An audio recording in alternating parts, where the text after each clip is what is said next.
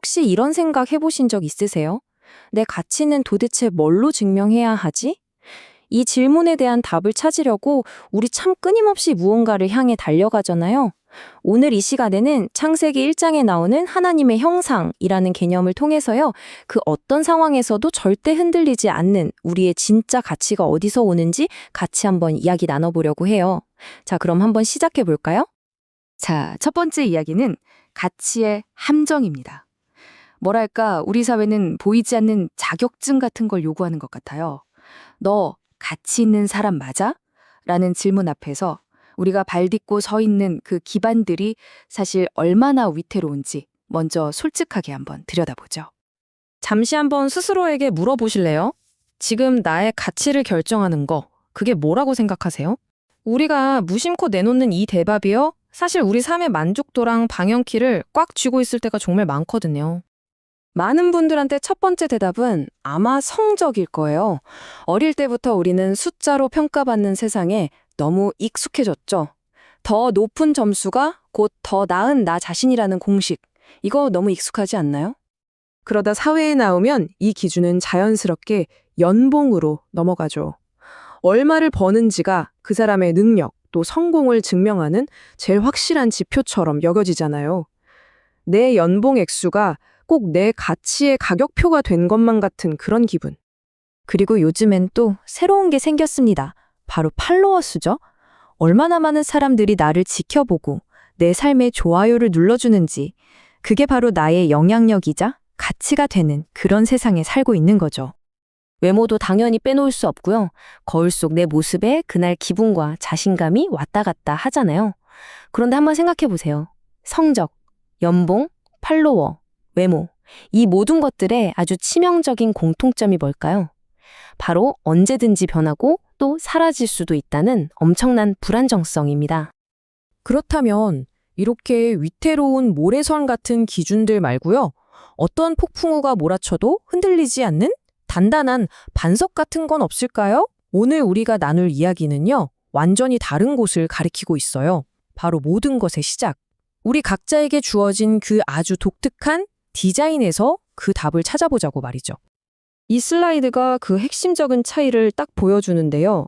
창세기 1장을 보면 하나님이 세상의 다른 모든 걸 만드실 때는 아주 단호하게 명령하세요. 빛이 있으라! 그러면 빛이 생겨나죠. 근데요, 사람을 만드실 때 분위기가 확 달라집니다. 마치 엄청난 프로젝트를 앞둔 장인들처럼 우리가 우리의 형상을 따라서 사람을 만들자! 이렇게 서로 의논하고 계획하신다는 거예요. 그냥 명령이 아니라 깊은 고민과 정성이 담긴 언어가 사용된 거죠. 바로 이 지점이 정말 중요합니다. 우리가 이 우주에 그냥 우연히 툭 던져진 존재가 아니라는 거예요. 오히려 창조자의 깊은 의도와 숨결이 담긴 세상에 딱 하나뿐인 걸작이라는 뜻이죠. 그러니까 우리의 가치는 내가 뭘 이뤄냈느냐가 아니라 내가 어떻게 시작되었느냐에 그 뿌리를 두고 있다는 정말 놀라운 선언입니다. 이렇게 특별하게 디자인된 존재에게는요, 거기에 걸맞은 아주 특별한 목적, 즉 사명이 주어집니다. 그냥 존재하는 걸 넘어서서 무언가를 위해 부름받았다는 건데요. 그 사명이 뭐냐? 바로 돌봄입니다. 성경에서 인간에게 세상을 다스리라고 할 때 우리가 이 단어를 참 많이 오해해요. 내 마음대로 정복하고 소비해도 되는 어떤 권력처럼 생각하죠. 하지만 이 단어의 진짜 속뜻은요, 정원사가 자기 정원을 애정을 듬뿍 담아서 가꾸는 것처럼 선한 관리자로서 세상을 책임지고 돌보는 것에 훨씬 더 가깝습니다. 지배가 아니라 섬김에 가까운 개념이라고 할 수 있죠. 이 돌봄의 사명이라는 게 뭐 특별한 활동이 아니에요. 우리의 모든 일상이 바로 그 무대입니다. 가족이나 친구와의 관계, 내가 쓰는 시간과 돈, 나의 직장과 학교, 그리고 우리가 발딛고 사는 이 자연 환경까지요. 내 손에 맡겨진 모든 것이 바로 우리가 책임감을 갖고 돌봐야 할 소중한 정원인 셈이죠. 한번 상상해 볼까요? 우리가 매일 내리는 수많은 선택의 갈림길에서 나한테 무슨 이득이 있지? 이 질문 대신에 이 선택이 과연 돌보는 마음을 보여주는 걸까? 라고 묻기 시작한다면 어떨까요? 아마 우리의 결정과 행동, 그리고 그 결과는 지금과는 완전히 달라질 거예요.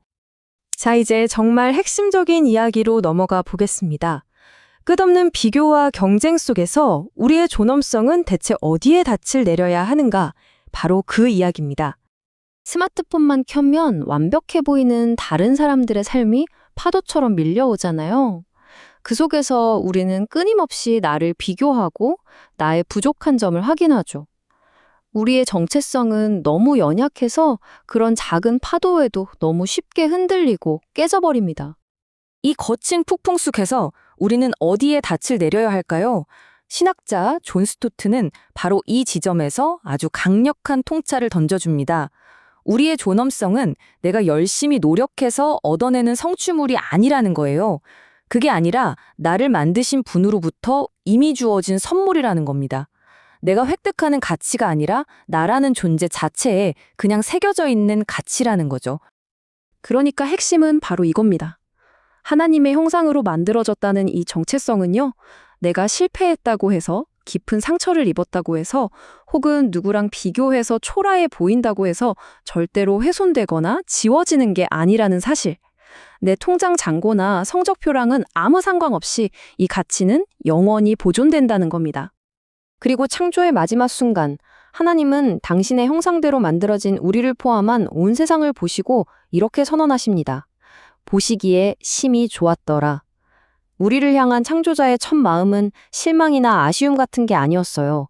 그저 터져나오는 기쁨과 깊은 만족감, 바로 그거였습니다.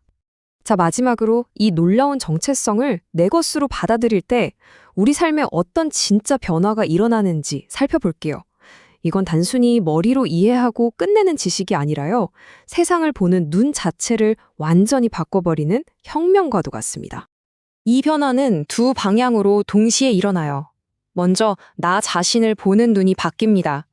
부족한 점만 세던 자기 비판에서 벗어나서 지금 이 모습 그대로도 충분히 소중하고 또 계속해서 더 아름답게 빚어져가는 과정에 있다고 믿게 되죠. 그리고 그 시선은 자연스럽게 다른 사람에게로 향합니다. 나를 앞질러가는 경쟁자가 아니라 나와 똑같이 존엄한 가치를 지닌 존재로 바라보게 되는 거예요. 결국 이 믿음은요, 외부 환경에 따라 휙휙 흔들리는 그런 자존감이 아니라 어떤 상황에서도 무너지지 않는 단단한 자존감의 기초가 되어줍니다. 그리고 동시에 다른 사람과 세상을 바라보는 새로운 렌즈가 되어주는 거죠. 그 사람의 조건이나 성과가 아니라 존재 자체를 존중하는 그런 눈을 갖게 되는 겁니다. 이 시간의 마무리는 이 질문으로 하고 싶습니다. 오늘 하루 당신이 하나님의 형상으로 그 본연의 가치를 존중하면서 바라봐 주어야 할 사람은 누구인가요? 어쩌면 그 사람은 내가 가장 미워하는 사람일 수도 있고 혹은 가장 무시하기 쉬운 사람일지도 모릅니다. 그리고 어쩌면 그 사람은 바로 거울 앞에 서 있는 당신 자신일지도 모르겠습니다.